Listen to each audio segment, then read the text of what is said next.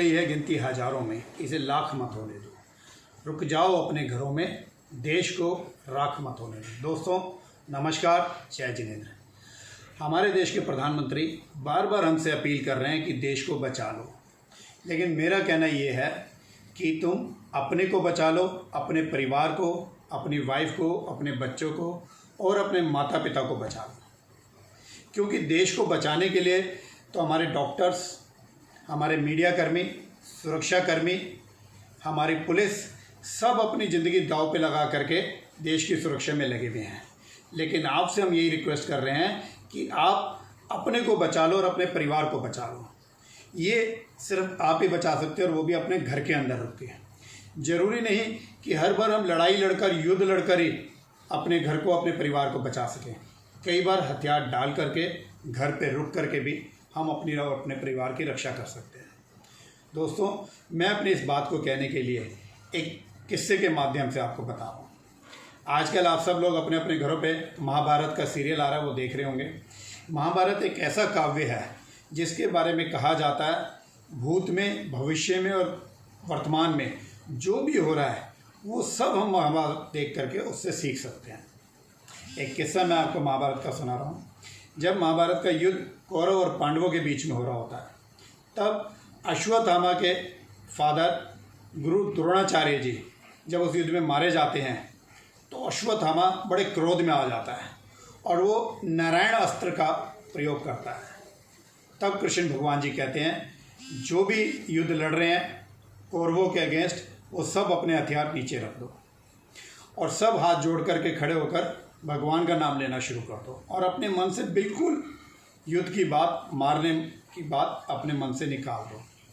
क्योंकि वो जो शस्त्र था उसमें ये था कि कौरवों के अगेंस्ट जो भी युद्ध लड़ रहा है वो सब अग्नि से भस्म हो जाएंगे।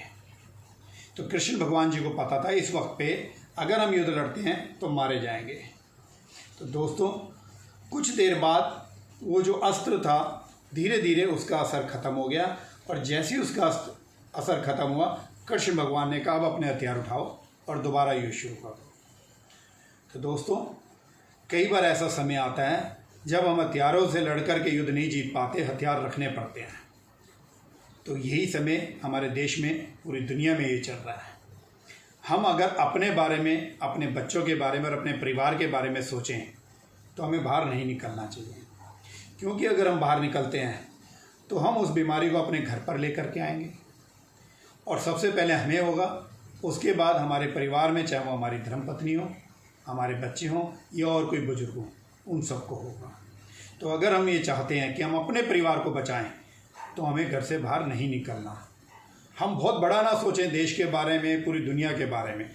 हम सिर्फ अपना और अपने परिवार का भी अगर सोचना शुरू कर दें तो हम देश को बचा लेंगे। और जो हमारे डॉक्टर्स हैं, जो पुलिस हैं, सफाई कर्मचारी हैं, मीडिया कर्मी हैं, इनकी मजबूरी है। ये मजबूरी में अपने परिवार को रिस्क ले करके, अपनी जान को रिस्क ले करके ये जा रहे हैं और हमारे देश की और हमारी रक्षा करने में लगे हुए हैं। तो हम जब वो सबकी रक्षा का सोच सकते हैं तो हम अपनी रक्षा का तो सोच लें। तो अगर हम अपनी रक्षा का सोचते हैं और हम अपने बारे में, अपने परिवार के बारे में सोचते हैं, तो हमें घर से बिल्कुल बाहर नहीं निकलना चाहिए।